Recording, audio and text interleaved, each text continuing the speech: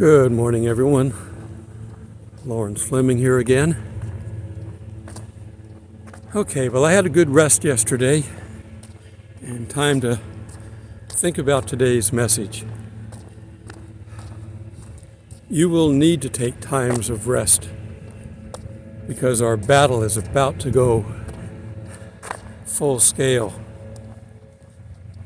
We're told to resist the devil and he will flee. Well, if you're powerful enough and you're connected with the Spirit enough. But if you're not, he may just stand there and mock you.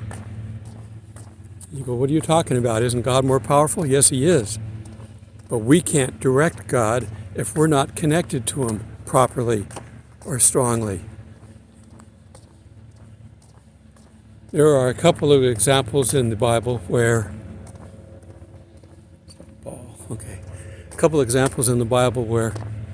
people have tried to do things in the name of somebody. The group that were coming in, Paul was a tent maker, and he'd have rags that he would use to wipe things down and to keep his tools clean and things like that. And they would come in after he's not working and steal these rags and go out and cast out demons. We cast them out in the name of Paul. Some would cast them out in the name of Jesus. On one particular occasion, they went to a strong demon. And he goes, well, I know who Paul is and I know who Jesus is, but I don't know who you are. And it says that they basically ran out of the building naked because he was tearing their clothes off of them and attacking them. We're getting to a time like that where your spiritual level is going to control how much you can do.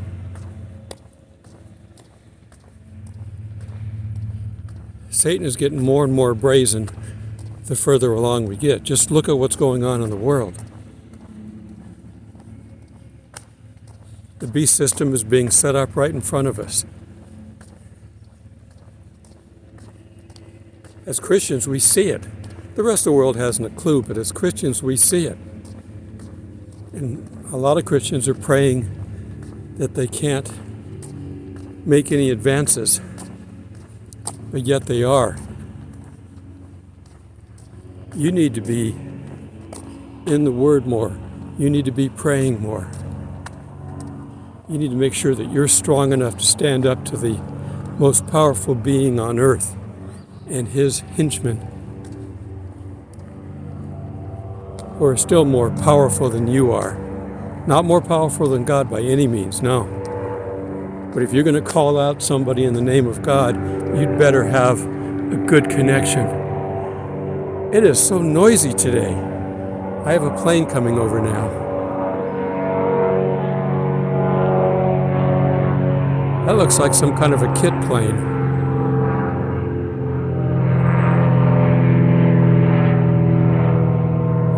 Okay, they were out with their leaf blowers this morning, gas-powered leaf blowers, and they're mowing the lawn again. And why do you mow lawn in the wintertime? This grass doesn't grow.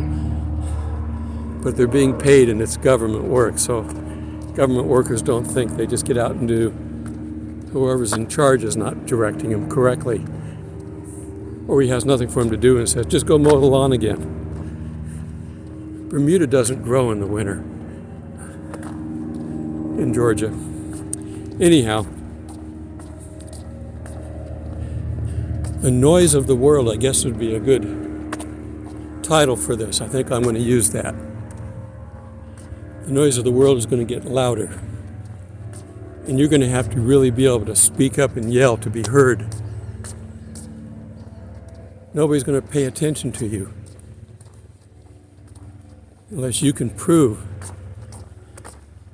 what you're saying.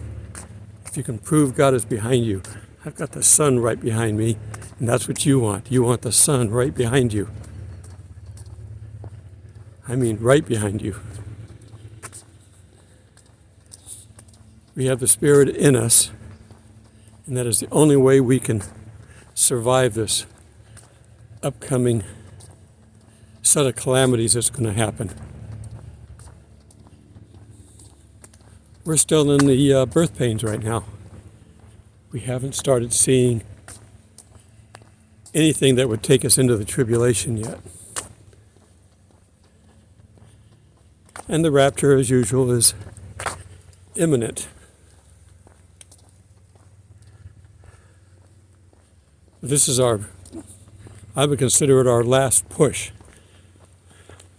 We're inside the 10-yard line. And we got to get over that goal zone. And the enemy is going to push back even harder, as the other team always pushes back harder when you get inside the 10. It's finally getting quiet, because I'm doing something for the Lord. And that's what you're going to have to be doing. You're going to have to be doing something. You can't sit around.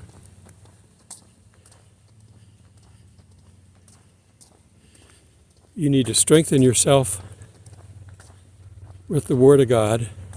You need to have your armor ready, and then you need to get out and start fighting.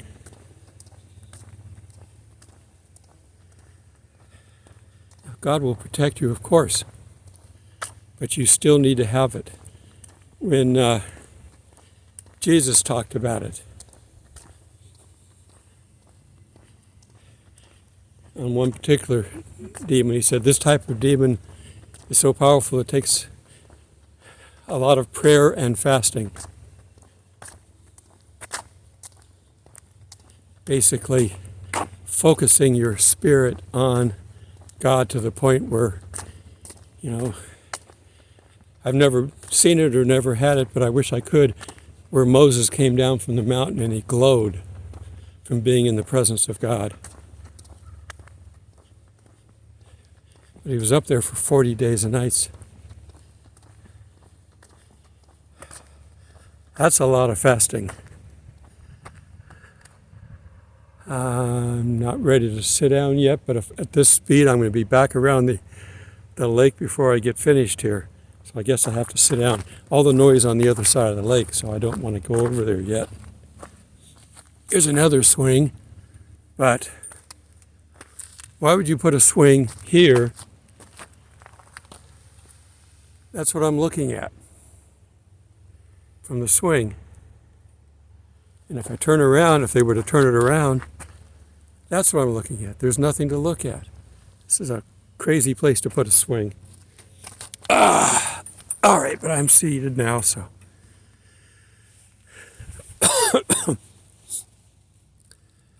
There aren't as many trees in the direction I'm looking at, but I still can't see very far. Oh well. Okay. Things are starting to get bad around the world. We're seeing that. I think there's like 8 or 10 countries where there's riots going on right now. We're seeing in China that they're rioting because they've got the, quote, COVID. And I said the word. I'm going to see if I can get away with it. It's come back to China big time. They're getting hit with it hard.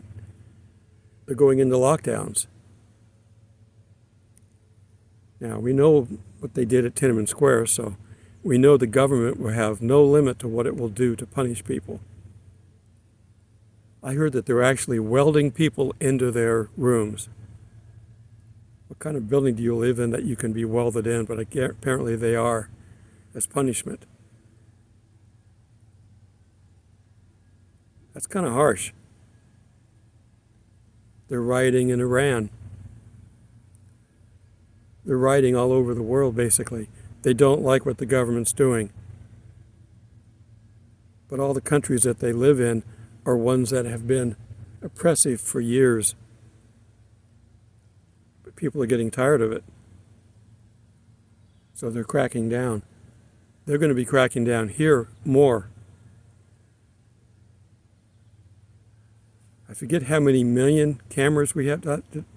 I remember hearing them say that we've got close to 20 million cameras in the United States.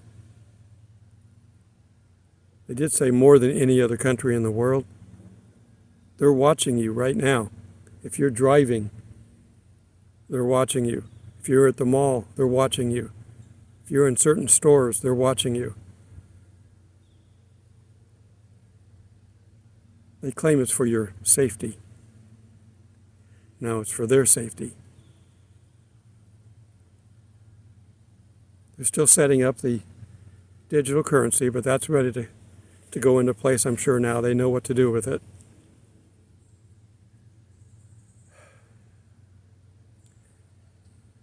We're about ready to turn into things really, really bad down here.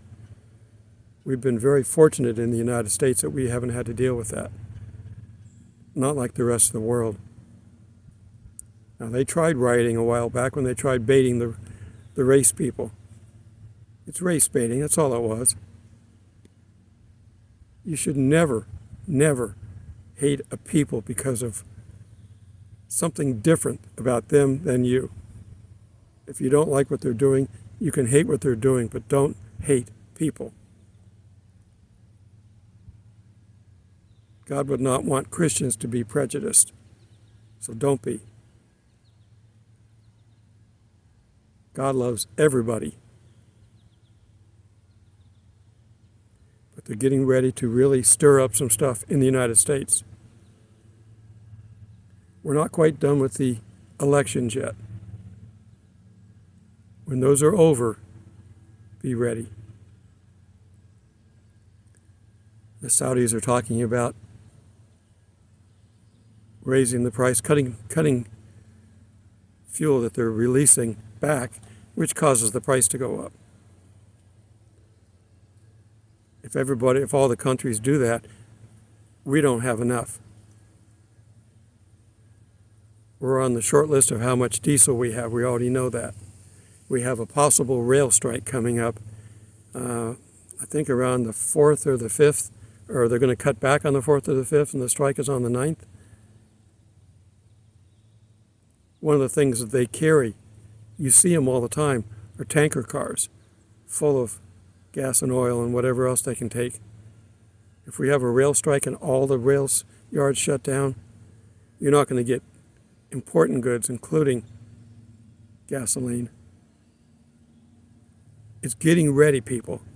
You need to pay attention and be praying harder than you've ever prayed before. Think of anything in your life that's been so bad that you got on your knees immediately and started praying. Oh God, don't let this happen. Stop this, please. That's where you need to be mindset-wise. Pray. If every Christian started praying, we would stop what's happening. Think about it. If we all started praying that all this would stop, it would stop. And that would trigger the rapture because they don't want to stop. They'd rather get rid of us than have us down here interfering. And that's what we're doing. We're interfering. When we pray for them to stop tormenting us, stop causing the problems, stop taking away freedoms and rights, and stop breaking the law. They've been doing this for a long time and getting away with it because nobody does anything. We are still talking about a laptop. We're still talking about so-and-so didn't hang himself. I got to be careful about some of my stuff. They got away with it. The governor of California gets impeached, runs again, and gets right back in. Impossible. We have red states turning blue. Impossible. They have so much power behind them because of the beast that they're becoming very brazen, and you're going to have to be far more powerful in your control of the spirit if you're going to be any good at all down here. There were demons in Jesus' time, and he cast them out. We know how to do it. But Jesus was strong. That's why they would actually call out to him. What have you come here for? If you're going to kick us out, send us into those pigs. And then the pigs run over the cliff. They knew who he was. They recognized him. They felt the Spirit, and they knew they were in trouble. Do you think you can do that? You need to get stronger if you don't think you can. Because the world is going to demand it. If you're afraid of something, do you confront it or do you hide from it? Depends on what it is, of course. If you're afraid of spiders, do you run out of the room and tell somebody to go in and kill the spider for you? Learn to kill your own spiders, because they're coming after us, all of us. Trust Jesus. The Spirit will protect us, but you need to practice. In everything we do, we need to practice. Praying, we need to practice. If you're not praying enough, double the amount of praying that you're doing. If you're not fasting enough, fast more. You can't jump into a 40-day fast if you've never fasted before. Fast for a day or two. Don't tell anybody about it. Don't act miserable like you're fasting so you can tell everybody that you're fasting. Somebody invites you to dinner, to lunch. The devil's going to be out there. As soon as you say, I'm fasting today, you're going to have lunch invitations or dinner invitations. Or just say no. Thank you. Can I take a rain check? If you need to tell them, if you're fasting, your stomach's going to be bothering you a little bit. Tell them your stomach's bothering you. You don't really want to eat right now. Whatever you need to do, don't lie. There will be conditions that you can talk of that are truthful. You might have a friend that you can get to fast with you, and you might say, I'm going to fast tomorrow. Do you want to fast with me? That would be great. But start strengthening yourself. You're going to need it. You can't command these demons and Satan to leave you unless you've got the Spirit standing right there with you.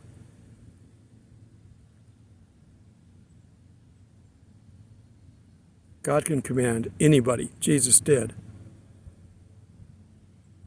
Are you running on 1% Spirit, 50% Spirit? We should all be running on 100% Spirit, and we don't. And Satan will know when you're low, and that's when he's going to attack.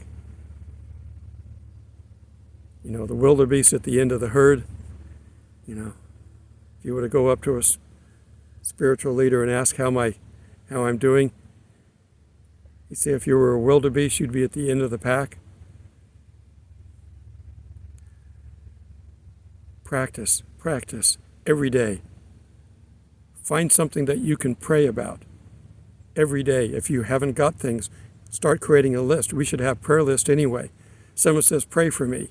You should write it down. We've got people on this channel that ask for prayers. Do you pray the one time and are you done? Or do you keep them on the list until they tell you, I don't need prayers anymore? Thank you for praying. We are in a war. Lace up your boots, pack your kit, and let's get out there. We have swords. We have shields and armor.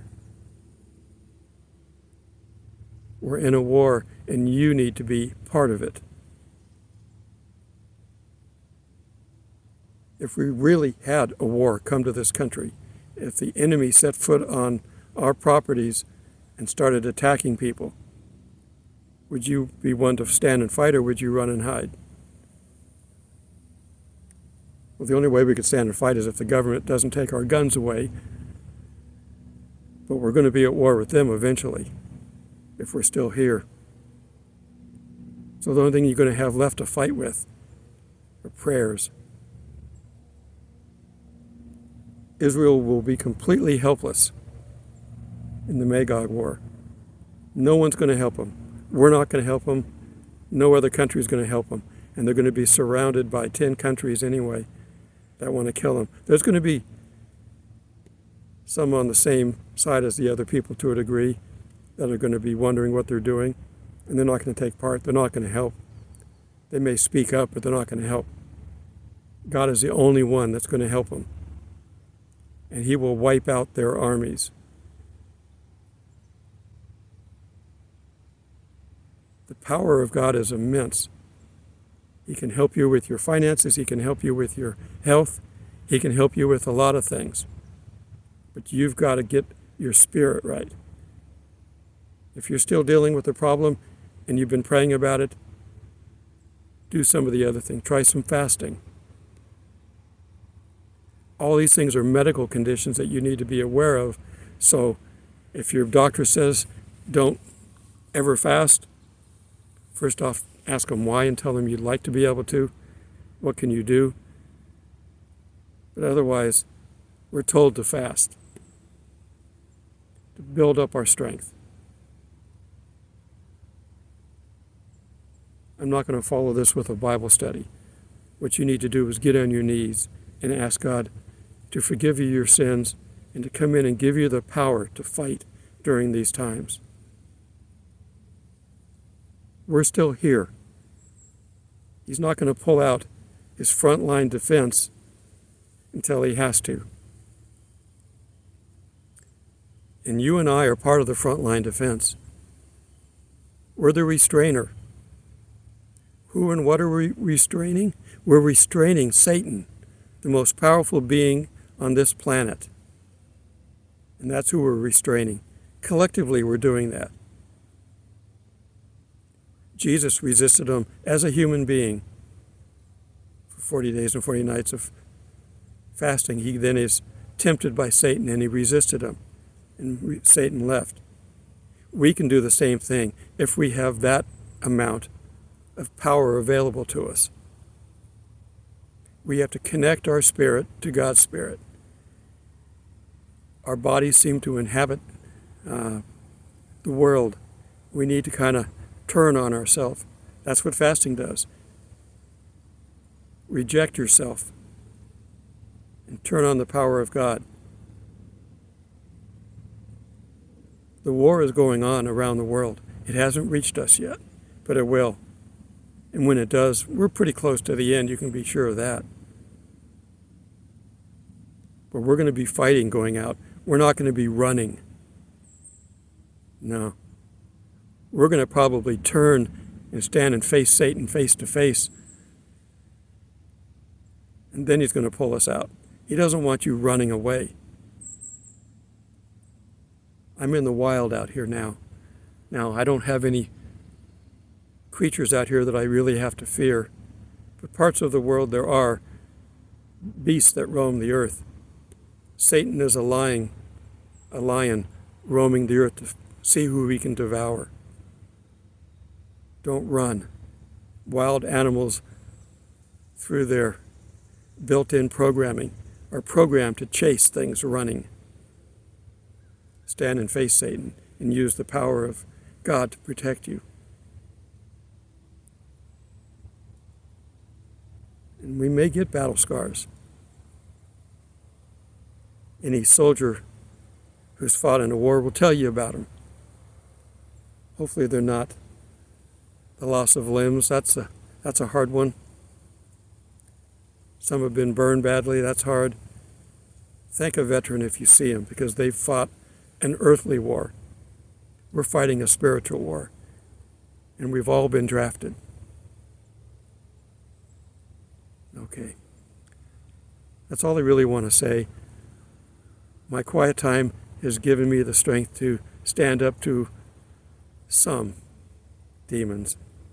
I'm not good enough yet to stand up to the powerful ones. I pray that God will keep me away from them. But we also should not do this alone. Find a partner. Where two or more to gather together, Find a church and be a part of that. Pray there. And they do an altar call. Go up there. Pray at every opportunity. Pray without ceasing, it says. Why does it say that? Because we're fighting a battle, and we have to win it. You want to pray for people who are sick? You got to have a good connection with the Spirit to do that. If you pray for somebody who's sick and they don't get well, it may be that there's a purpose behind it, but in many cases there's not. There's just no one strong enough to pray for them. All right. I normally would say until we meet in the clouds, but until we meet on the battlefield, how's that? Let's get out there and fight the devil and his horde. Yep. I had a nerve with that. I felt it. I pray in Jesus that we all find the strength to fight. In Jesus' name I pray that. See you on the battlefield. Well, at the end of every one of my videos, I'm going to try to give you some of my sights here. Again, you may have seen this before, but the last time I was here, there were leaves on the tree.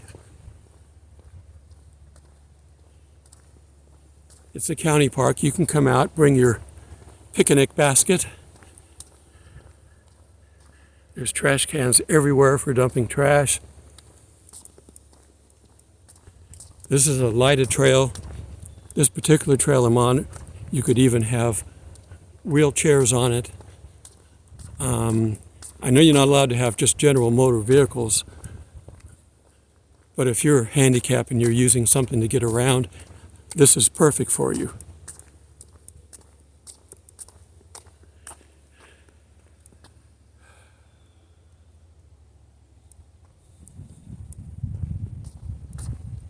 I heard some gunshots last night. We are in a small park and we've got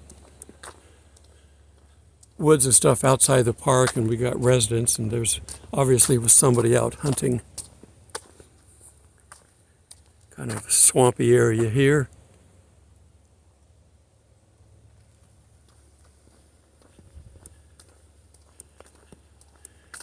There's actually water on both sides here, so it would be hard to get off this trail.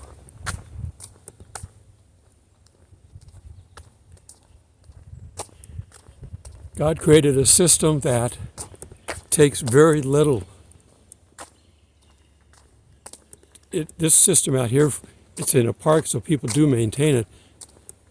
But you go outside the park a little ways and the trees still grow. The grass still grows. It goes through the seasons and then comes back. That's something that God created.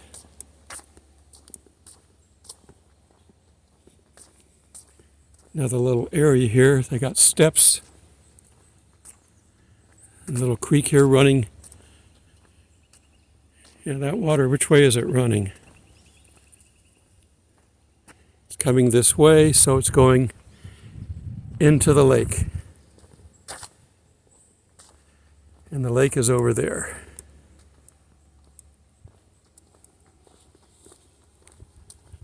All right, I know it's winter. And it's probably in the low 40s. I think it got down to 38 last night. But you put on a jacket, a hat or scarf if you need it. Get out and enjoy it. People play in the snow. We don't have any snow yet. And I'll say thank God to that, because I haven't been in a tent that was snowed on in a long time, and it was a very small one where you're laying on the ground. I don't know how much weight my tent can handle. I'll find out. Okay, everybody have a blessed day.